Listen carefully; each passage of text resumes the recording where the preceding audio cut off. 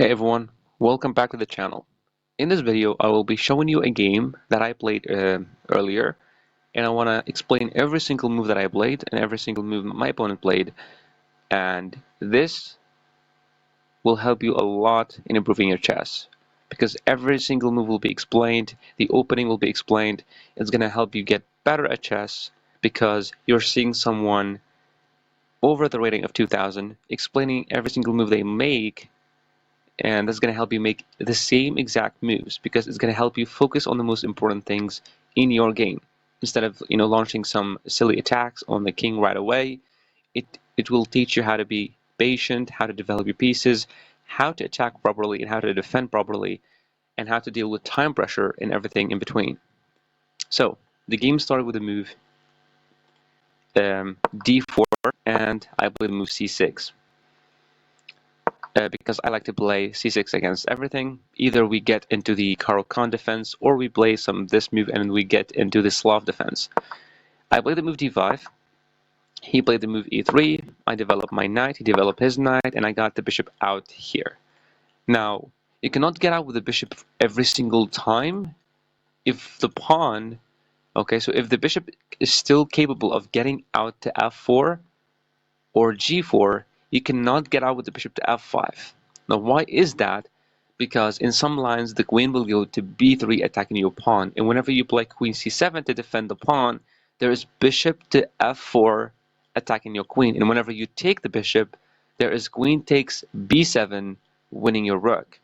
So you have to be careful of that line, only if the pawn was not there. But the pawn is here, so it's stopping the bishop from getting out, so you can play bishop to f5.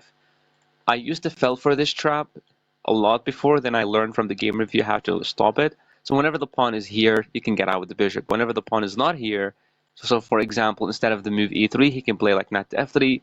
You delay the bishop to get out. You just play the move e6, you get the bishop out, you castle. So he played knight to f3, and here in this position, I know that I'm supposed to play e6, but I really hate the fact that I didn't play the move a knight h4. I drop back with the bishop, he takes and I take back. Even though it's actually good for me to open up the line for the rook, and also the bishop can get out, the queen can get out, whenever he castles, it's going to be very risky choice for him. But I wanted to keep the bishop because the bishop really looks good on this diagonal, and most likely I just like to trade the bishop for the other bishop and then continue the game. So I decided to pause this move for a while and just to play the move h6 first, because whenever he plays knight to h4, I can play bishop h7, and then he can play bishop d3, and then after bishop takes d3, queen takes c3, and this is fine. He decided to take this pawn for some reason, and here you can take with the knight, and you can take with the pawn. The better move is to actually take with the knight. There is no fork because you can take his knight first, attacking his queen, and whenever he takes, you can take back the pawn, and this is a free pawn. So I decided to take with the pawn. Why I decided to do that? Because I wanted to play knight c6. I didn't want to put my knight on d7, so I wanted to take with the pawn and put the knight on c6, put the rook on c8, just for, rapid development. He decided to get the queen out, attacking my pawn on b7 and adding some attack on this pawn on d5. So here I decided to drop the bishop all the way back to c8 to defend the pawn, and then here he played a check. After this check, I played the move knight to c6, which is fine. And here he played knight to e5. Knight to e5, he's adding more pressure to the knight. So he wants to go takes, check, I block, and he doesn't trade bishops, he just takes my rook. And he's winning at that moment. So I wanted to play bishop to d7, which is the best move, but I thought that I'm going to lose a pawn in the process. And I made a mistake, I made a mistake here, which is queen to d6, completely losing move. You can see it's plus 2.6 for white. Now, why this is a really bad move? Because my opponent found the correct move, which is insane, e4. I cannot, it looks like a free pawn because I have a knight and a pawn, defending here, and he only got one piece. But after knight takes pawn, knight takes, pawn takes, there's a queen takes e7. Or even better, after knight takes, pawn takes, knight takes, So wait, sorry. After knight takes, pawn takes, there is just knight takes here. Attacking the queen, attacking the rook, and it's going to be very bad. Even after this check, like even after I play a check, like for example, let's see. No, there is no check, sorry. So after knight takes here, which is bad, I have to stop this review from happening. Okay, there's knight takes, and after pawn takes, for example, there's this check, but I think it's better for me to play knight here, for white to play knight here, attacking the queen and attacking the rook. It's going to be 100% winning for white. So that's the mistake that I made. I did not see the move before. I thought that he's going to go takes, and I'm going to take back, and this everything's fine. I had to play bishop to d7, because yes, it might look that this pawn is completely lost, because two attackers, only one defender, but actually he cannot take the pawn. He can never take the pawn. You know why? Because of knight takes e5. Why is it still showing the game review? Just shut up. Okay, so we can take this knight, and now we're attacking the bishop. He can never take this bishop because we can take back with the knight, and we just saved our knight from being lost. And if he took our knight, we actually have knight takes, I guess. And after queen takes, for example, we go queen a5 check. He blocks with the bishop, for example, and we have queen takes bishop. Whenever he takes back, we take, and this is 100% winning for us. But I missed that. I was supposed to play bishop to d7 after this move, but I did not, and I played queen d6. He found the correct move.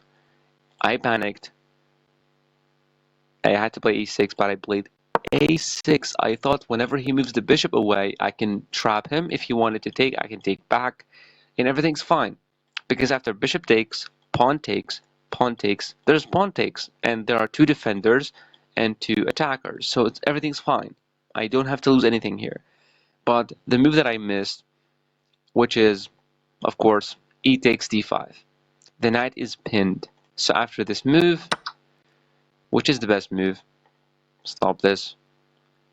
Okay, so after this move, I thought I'm going to take his bishop and everything is equal, but then he can take my knight, and I thought that I can actually just take back, but what I missed that this pawn opened up the line for the queen and the knight, and there's this really annoying fork of the queen and the rook.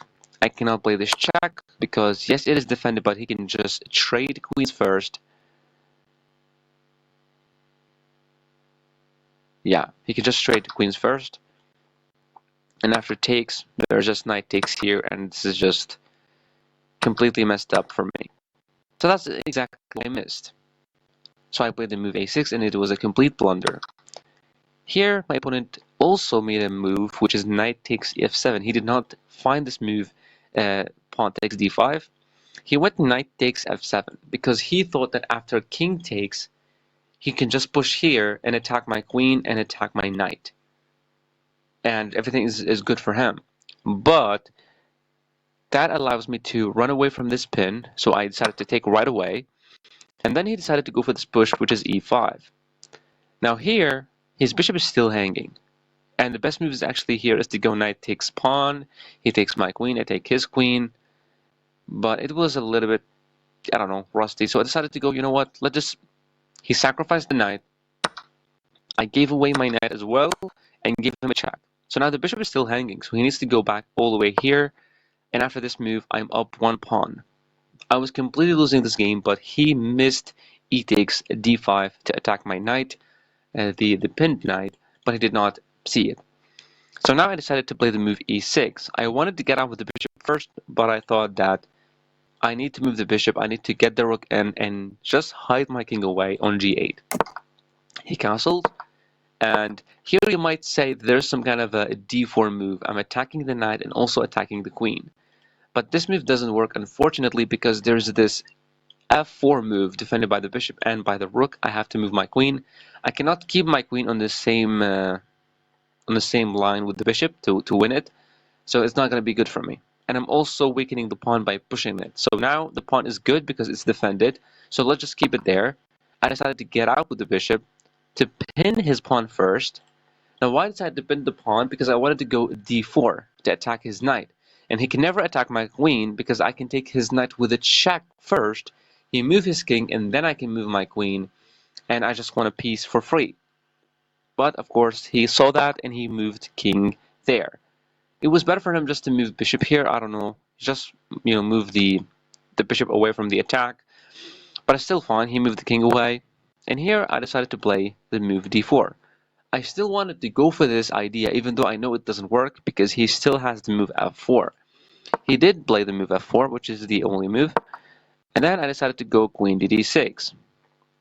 Here he can either go back with the knight, which is not developed at all, or he can go knight to a4, attack my bishop.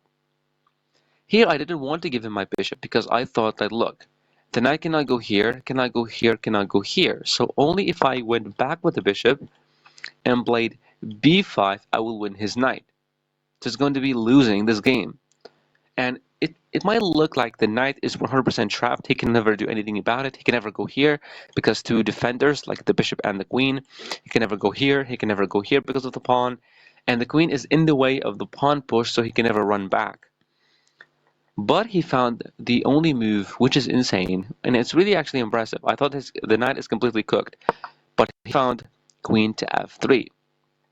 Now, this move looks like it's bad. I don't know why, even though it's actually a good move. So they're saying only one move worked here there, and this wasn't it.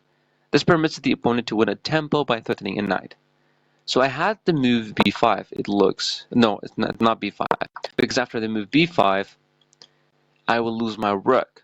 And there is no bishop sacrifice or something against the king to win the queen, because there's no checks. So I cannot play b5 because I will lose my rook. So I decided to play bishop to d7. He can never take this pawn. He will lose his knight. And the rooks are defending each other. So now I decided to push this pawn because he wants to run back with the knight and not lose his knight. I decided to play bishop to c6, attack his queen, and put the bishop on a really good diagonal. And the other bishop is going to be really good, so I thought I'm in a really good position. He moved the queen away, probably thinking about some checks with the queen and the bishop. So I decided to get the knight in, and I lost my entire advantage. So I had to go rook to c8 in this position, but I did not play it because I thought that this move is really good. Now why I thought that? Because I wanted to push the pawn to d3. Whenever he takes, I will have this fork. I will win his queen or his bishop.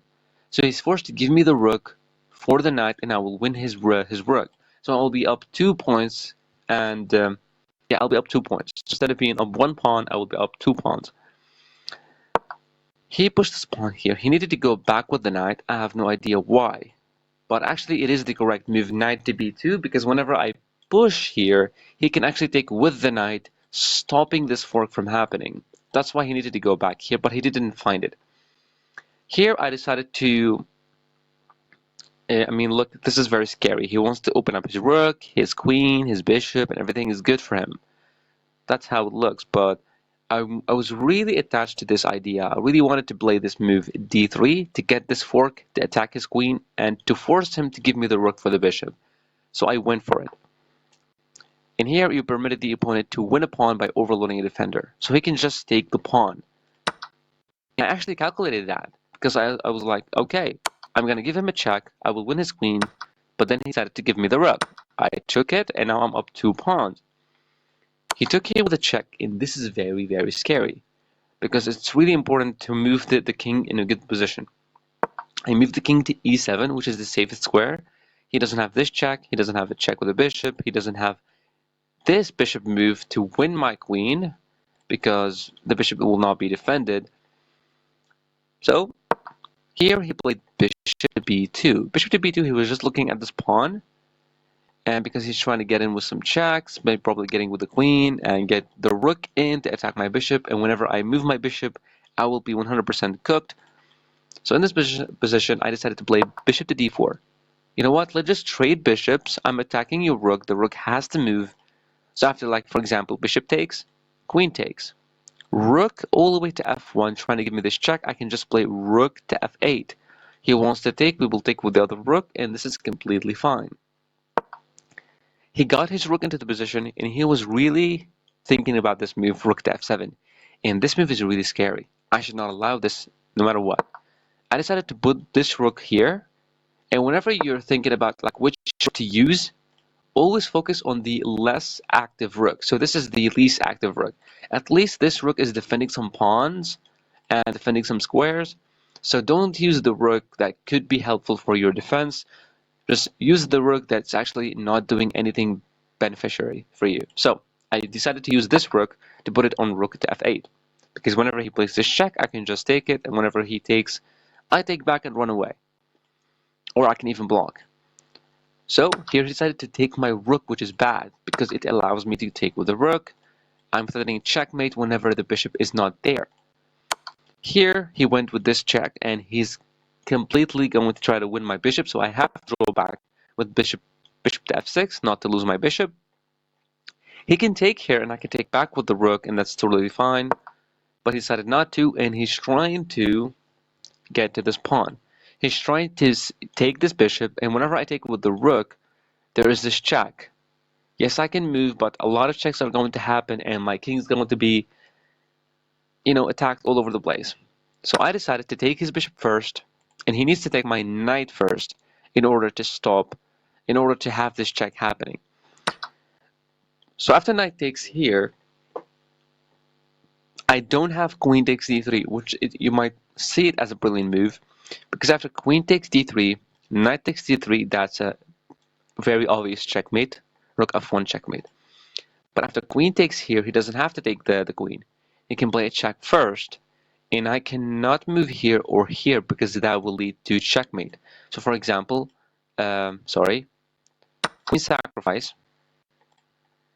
Okay, and look at the time management. We were both really low on time, and it was really scary to win this. This queen sacrifice, even though it actually says it's okay, but I'm like, this check. Of course, we're not supposed to go here because there is no checkmate there. Oh yeah, there is no checkmate.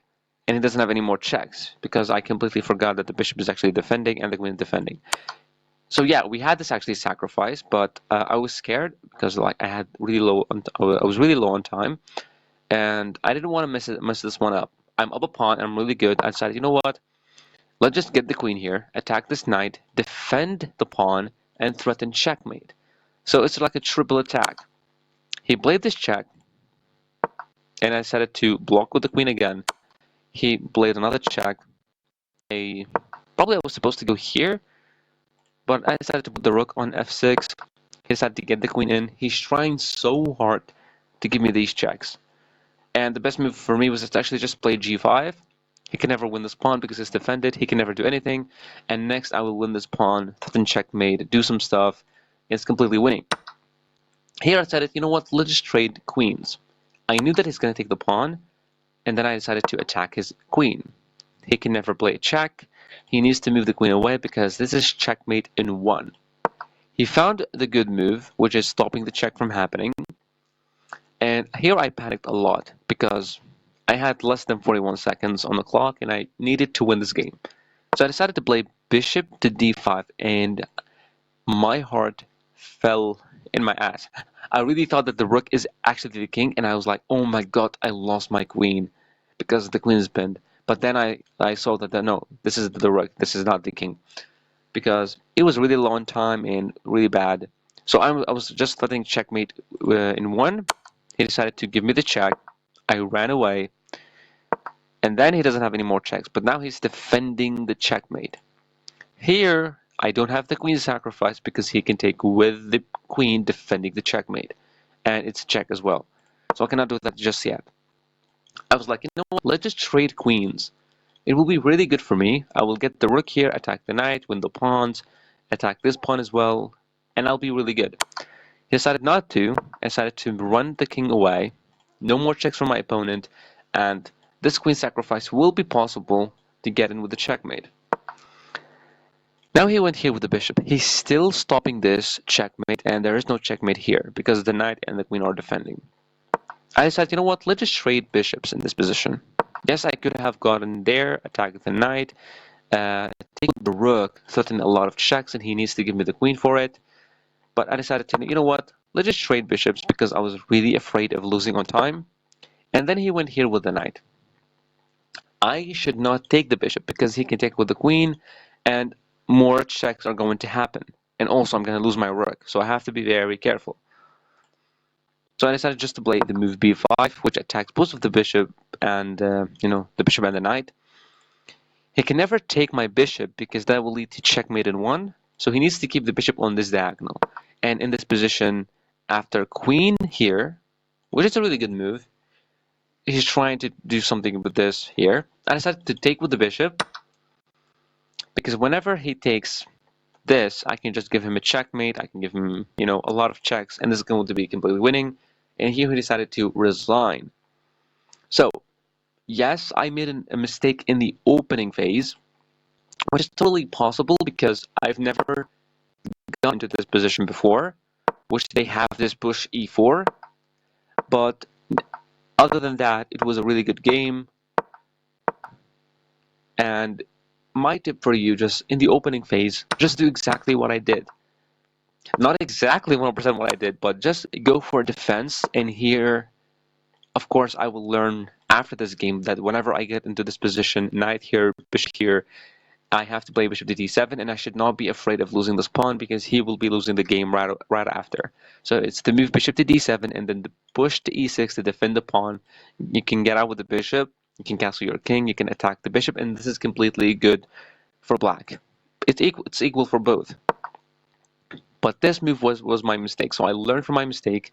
He found the correct move. I played another mistake, but he did not find the correct move, which cost them the game. So always learn from the game review, and you can review every single game. Yes, I got this game review on this one because I only play one rapid game per day. So I only play one per day, and I try to play as best as possible and learn from my mistakes right after.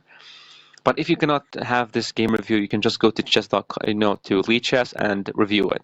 I don't have a diamond membership. It's just the free game review first. You get one free game review per day, and that was it.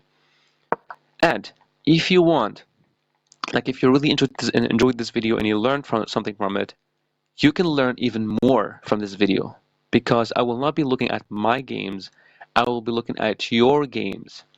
So imagine you're watching a Gotham chess video. He's talking about like some low elo stuff, low elo games, and mistakes that players make. You will learn something from those videos, but they're not personal. You're not learning from your own mistakes, you're learning from someone else's mistake. And in this video as well, you're not learning from your mistakes, you're learning from my mistakes and my opponent's mistakes. But what is greater than all of this is to learn from your own mistakes. So what I'm offering you is a 3-day per week game review. So you will get a game review video for 3 days per week. So it's a total of 12 videos per month. Okay?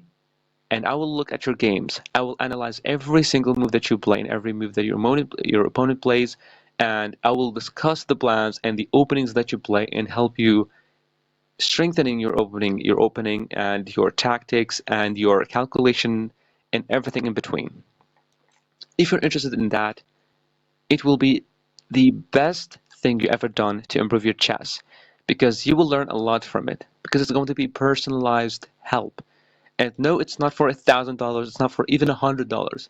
It's for only $50 per month for the entire month. You will get every single day you will play one rapid game like this one, 15-minute rapid game.